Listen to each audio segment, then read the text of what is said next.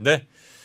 자, 그러면 오늘 본격적으로 이제 뉴스 3부터 시작을 해야 될 텐데 우리 권순우 또 팀장님이 주말에 압권 컨텐츠 막 올려주시지 예, 않습니까? 예. 네, 그걸 또 모아서 좀 보기 편하게 예, 저 독립하기로 했습니다.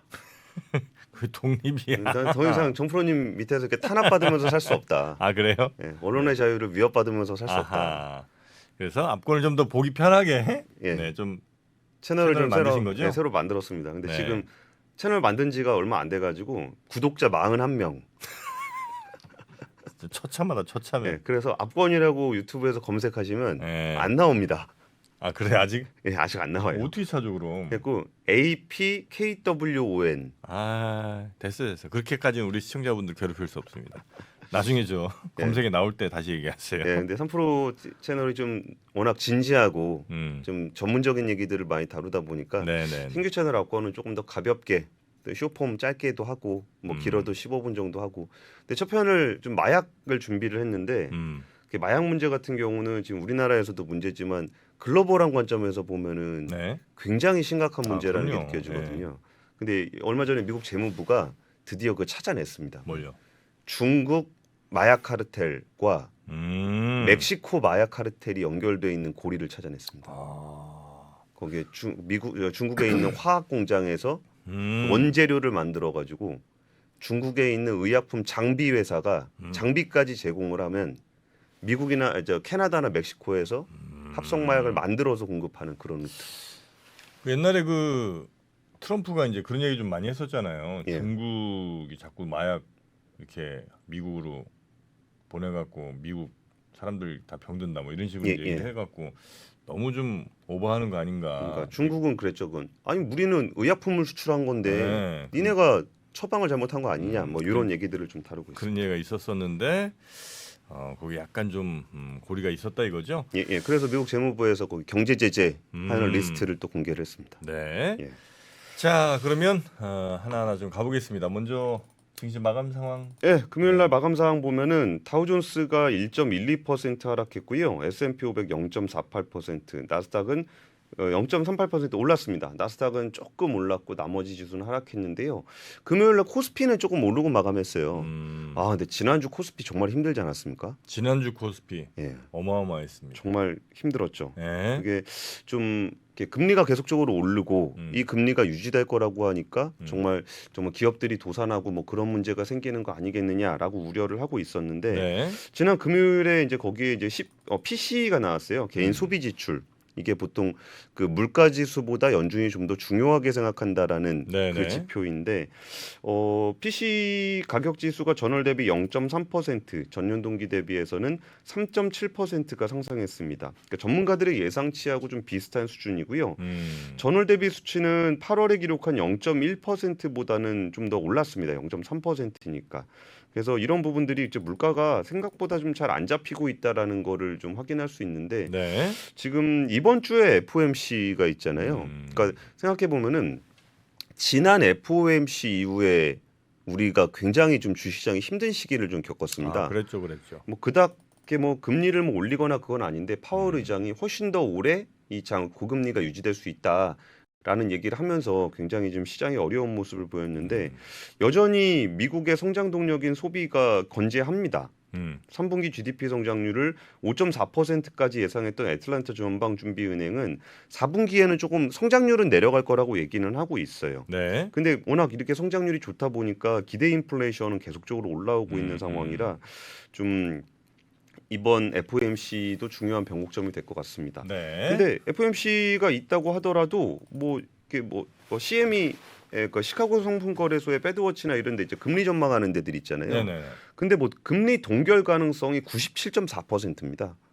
그냥 동결이라고 보는 거군요. 그렇죠. 12월에는 78.6%. 그러니까 동결이라고 보는데 지금 이 금리가 높은 상황이잖아요. 근데 이게 얼마나 지속될 것인가에 대한 우려가 있기 때문에 연준 당국자들의 어떤 발언이 굉장히 좀 중요해지지 않을까라는 생각이 좀 들고 있습니다. 네.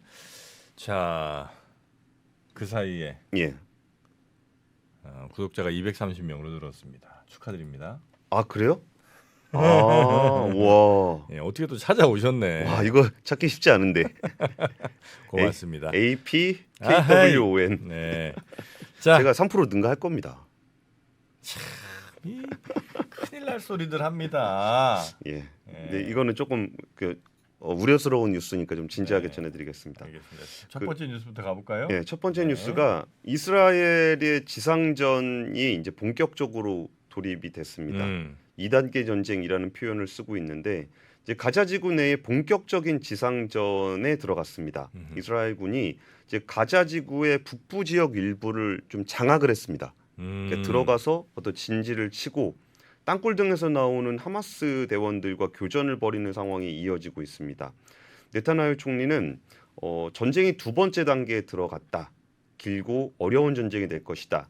두 번째 단계의 목표는 분명하다. 하마스의 통치와 군사력을 파괴하고 인질을 집으로 데려오는 것이다. 네. 라고 강조를 했습니다.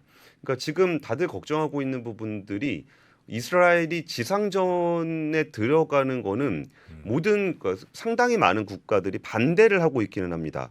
전쟁의 전면 중단에 대한 이야기를 계속적으로 하고 있는데 네. 정말 이스라엘이 여기서 아예 멈출 거라고 기대하는 나라가 많지는 않을 거예요. 근데 그러면서 계속적으로 그런 얘기를 하는 이유는 네. 정말 이스라엘이 가자 지구에 전면적으로 들어가서 하마스 대원들이 자신들의 국민들을 인간 방패 삼아 너무나 처참한 그런 장면이 되고 네네네. 그리고서 여기에 분노한 아랍 국가들이 여기에 참전하게 되는 그 시나리오를 우린 제일 우려하고 있는 거잖아요. 그렇죠. 그러다 보니까 지금 1단계에서 2단계로 넘어가는 지상전 돌입하는 단계에서는 공식적으로 좀 인정을 하게 된 상황이 됐고요.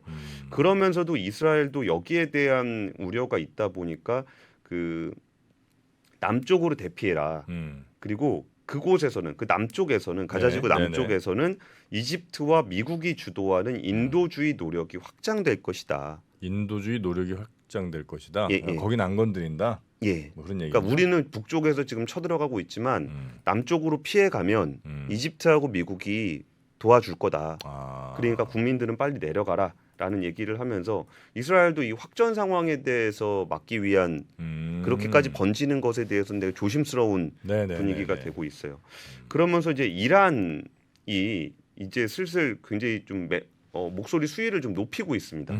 그래서 트위터에다 글을 올렸는데 그 라이시 이란 대통령이 시오니스트 정권의 그러니까 정권도 이거 딱 그 구분을 한 겁니다. 네. 이스라엘 전체 국민을 대상으로 하는 게 아니라 시오니스트 정권의 범죄가 레드라인을 넘었다.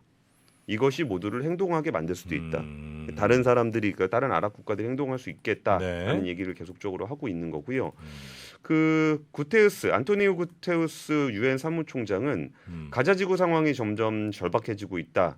이스라엘이 국제사회의 지지를 받는 인도적 전투 대신 군사작전을 강화한 것은 유감이다라고 우려를 표현했습니다. 네. 이 유엔 사무총장이 포르투갈 출신인데 여기도 약간 그 그러니까 가자지구 쪽 팔레스타인 쪽에 약간 우호적인 여론이 있는 지역이라고 해요.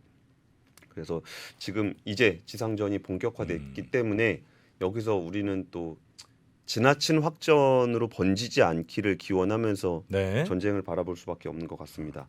그리고 이거는 이스라엘 소식은 아닌데요. 그 리커창 총리가 죽었잖아요. 네. 얼마 전에 사망을 했는데 이게 사흘째가 됐습니다. 그래서 제가 이거 또 압권 콘텐츠 준비하면서 계속적으로 뉴스를 보고 있었는데 거기서 그 리커창 총리 관련한 메시지가 총리 내려온 지 얼마 안 됐잖아요. 근데 중국의 어떤 관영통신이라든지 정부의 입장이 그렇게까지 적극적이질 않아요. 호의적이지 않다는 거예요? 그러니까 적극적이지 않다? 뭔가 뭐 그렇게까지 해줘야 될 수야 했냐면 뭐 일대기를 다 설명을 해준다거나 그런 것들이 있잖아요. 이제 리커창이라는 굉장히 큰 지도자이기 때문에 중국에서 그래서 이제 만약에 사망하게 되면 당연히 뭐 그 사람 생애를 한번 다시 돌아본다거나 아니면 좀 추모하는 대대적인 국가적 행사나 뭐 이런 것들이 좀 있어야 되는데 그렇죠. 그런 게 없다는 거죠? 굉장히 좀 건조한 정도였거든요. 근데 어제 밤을 거치다 보니까 그 바이두 실시간 검색어에 계속적으로 올라가 있던 리커창 총리 부고가 사라졌습니다. 관련 해시태그도 좀 많이 없어졌고요. 조작이라고 봐야겠군요. 그러니까 뭔가 의도가 좀 개입돼 있는 것 같은 리커창 느낌이에요. 지우기. 예, 이레이징 리커창. 이레이징. 예. 그런데 요 부분에서 리커창 총리가 이게 뭐 대놓고 이렇게 시진핑 주석을 비판하진 않았지만 이게 애둘러서 비판한 적이 좀 있었거든요. 뭐 예를 들어서 그 시진핑 주석이 굉장히 강력한 제로 코로나 할 때 리커창 총리가 그 윈남성 같은 데 갈 때 뭐 마스크를 안 쓰고 간다거나. 리커창 총리가 조금 더 경제 쪽에 좀 방점을 많이 뒀던 편이죠. 그렇죠. 그냥 굳이 구분을 하자면 시진핑 주석은 약간 이념주의적인 성격이 좀 있었고 리커창 총리는 좀 이렇게 실용주의적인 게 좀 있었고 네. 제가 그리고 어제 그 중국 SNS 쪽을 계속 보다 보니까 그 후진타오 전 주석이 그 시진핑 3기 연임하면서 약간 끌려나가듯이 끌려나간 네네. 그 영상 있잖아요. 네네. 그런 게 엄청 많이 올라와 있더라고요. 그러면서 리커창 총리의 어깨를 툭툭 치고 가잖아요. 그 모습을 굉장히 많이 바이럴하고 있더라고요. 네. 그러면서 리커창 총리가 이렇게 그만두면서 그 마지막 고별사에 하늘은 인간의 행위를 보고 있다. 하늘은 인간의 행위를 보고 있다. 예, 예. 그게 이제 고별사. 마지막 공식 고별사 같은 거예요. 예, 예. 그랬었는데 이에서 좀 약간 시진핑 저격 아니냐? 그쵸. 네, 그렇게 이제 보고 있다는 거죠. 예, 그리고 이제 리커창 죽고 나서 시진핑은 리커창 지우기에 나섰고. 예, 예. 그리고 이거는 그 SNS에 중국 네. SNS 쪽에 나온 얘기인데 뭐 그런 얘기들을 해요. 이게 68세에 수영하다가 이제 심장마비로 숨졌다라 그러는데 68세예요? 예, 예. 연세가 그렇게 많지는 않으십니다. 그러네. 많지 예. 않습니다. 그러니까 이게 그 리커창 정도의 주변에 사람이 붙어 있는 경우에 심정지로 인한 사망 가능성이 굉장히 낮다는 거예요. 그러니까 바로 응급처치가 가능하다는 거죠. 그러니까 응급처치를 바로 할 경우에는 그 생존율이 굉장히 높은데 이게 또 그 공산당 고위 간부의 경우에는 그러니까 거기에 나와 있는 거 인용해 드리는 겁니다. 네. 공산당 고위 간부의 경우에는 의료 행위를 정치부 쪽에서 어느 정도 또 승인을 또 해줘야 된다는 거예요. 그래요? 워낙 중요한 인물들이다 보니까 그런 것들이 필요하다라는 식으로 이렇게 그 아예 대놓고 음모론이 나오진 않는데 이렇게 한마디 한마디 그런 얘기들이 좀 올라오고 있다가 네. 지금은 많이 사라져 있는 상황입니다. 네. 자, 지금 이스라엘 소식 전해 주시면서 이제 좀 사이드로 중국 리커창 사망 소식까지 좀 전해 주셨는데 그럼 이제 두 번째 뉴스로 한번 좀 두 번째 뉴스 넘어가기 전에 그 아까 시오니스트 이렇게 하고 시오니스트가 뭐냐고 그러셔서 거기에 이제 그 이스라엘 이제 민족주의. 유대인들이 유대인 민족주의 같은 거나 이제 유대인들이 지금 현재 이스라엘 땅 뭐 이런 데에서 자기들의 주권을 가진 나라를 건설해야 된다. 이제 이런 약간 원리주의 비슷한 그쵸. 친구들이 이제 시오니즘 뭐 이렇게 이제 얘기를 하는 거죠. 예, 예. 네. 그 단순히 유대교 정도가 아니라 유대교의 민족주의. 예. 거기에 해석이라고 볼 수 있습니다. 자, 두 번째 뉴스도 가보겠습니다. 두 번째 뉴스는 요즘에 좀 저도 이게 굉장히 걱정하고 있는 뉴스 중에 하나인데 그 시장 금리가 심상치 않습니다. 시장 금리라는 게 우리가 그 뭐 자본 시장에서 보는 그런 금리가 아니고 네. 실제 사람들이 내야 되는 금리가 굉장히 빠르게 올라오고 있습니다. 그리고 여기에 더해서 은행들이 수신금리 인상 경쟁을 하고 있는데 네. 작년 말에 1년 만기 예금을 굉장히 많이 가입들을 했어요. 그게 이제 1년 만기가 됐거든요. 네. 그러니까 지금 이 높은 금리 상황에서 그러니까 돈을 유치를 해야 되기 때문에 지금 현금을 갖는 게 굉장히 중요하잖아요. 그래서 이제 금리를 계속적으로 올리고 있는데 이게 수신금리 올리는 게 뭐가 문제냐, 이자 많이 준다는 거 아니냐라고 하는데 수신금리가 올라가면 그건 자연스럽게 대출금리에 반영이 되기 때문에 지금 당국에서 이거를 좀 그 자제하라라는 굉장히 강한 압박이 있습니다. 지금 최고 금리가 13%대 적금 나왔습니다. 적금 13%? 예, 예. 13% 이자를 준다고요? 예, 예. 물론 이게 조건들은 좀 까다롭긴 합니다. 원래 뉴스 헤드라인은 제일 높고 자극적인 걸 쓰다 보니까 하죠. 그런 건데 네네. 뭐 예를 들어서 뭐 그 상품 명을 따로 말씀드리진 않겠습니다. 근데 어떤 그 지역은행의 금리 상품이 기본과 최고 기준으로 했을 때 기존은 3.6인데 이것저것 더하면 13% 가까운 금리를 제공하는 게 있고요. 뭐 예를 들어서 이 은행 같은 경우는 뭐 이것도 연체고 11% 금리 주는 건데 네. 거기에 뭐 조건들은 있습니다. 뭐 하루에 뭐 10,000보 이상 계속 걸어야 된다. 뭐 이런 만보를 걸어야 금리를 준다고요? 그러니까 그 조건이죠. 금리가 계속적으로 올라가는 거죠. 뭐 그래요? 그런 경우도 있고 또 저런 것도 있습니다. 이렇게 기간 동안 결혼해야 된다. 그 기간 내에 결혼을 해야 된다. 예. 그런 조건이 붙는 경우도 있는데 그것도 거의 한 9%대 되는 금리인데요. 그래요? 이게 사실 그 은행들이 대놓고 이렇게 무조건 제일 높은 금리를 주게 되면 손해가 좀 크잖아요. 근데 이런 어떤 일종의 미끼 상품, 특판 상품을 내놓음으로써 사람들의 관심을 받아서 좀 수신금리, 그러니까 수신을 많이 받으려고 하는 거예요. 그리고 이제 예금을. 적금은 이제 그 예금과 달리 예금이 예를 들어 뭐 5%면 적금은 사실상 절반 정도. 그렇게 계산해 이제 대충 비슷한 거죠. 예. 왜냐면 이제 걔는 돈을 예를 들면 매월 뭐 10만 원, 10만 원, 10만 원 이렇게 쭉 내는 거다 보니까 그 10만 원에 대한 그러니까 총액은 뭐 나중에 120만 원 1년 뒤에 되더라도 예. 120만 원에 대한 13%가 아니고 예. 10만 원에 13%, 20만 원에 13% 이렇게 이제 바뀌는 거니까 예. 그렇게 이제 적금은 계산을 좀 해야 되는 거죠. 그렇죠. 네. 그러면서 지금 가계 대출이 또 9월 말에도 2조 4천억, 5대 시중은행 기준으로 2조 4천억이 늘었는데 2021년 10월 이후에 가장 큰 폭이에요. 그리고 이게 사실 한번 부동산이라든지 이런 게 추세를 타기 시작하면은 바로 잡는다고 꺾이진 않거든요. 그러다 보니까 이제 금융당국에서 그걸 굉장히 압박하고 있는 상황이고 네. 그 은행들은 가상금리를 올리고 대출금리를 축소하면서 대출금리를 계속적으로 높이고 있다라는 거죠. 그래가지고 지금 금리가 정말 느껴질 정도로 많이 올라와 있는 상황이에요. 네. 그리고 이제 당정에서도 뭐 국민의힘, 정부, 대통령실, 이게 고위 당정 협의회에서 여기에 이제 가계부채 잡는다라는 정책을 굉장히 좀 강하게 추진을 하고 있어요. 그러면서 이게 그 변동금리 DSR이라 그래가지고 변동금리로 대출을 받으면은 네. 거기에 금리를 더 올려가지고 하는 그런 제도 도입도 검토를 좀 하고 있고요.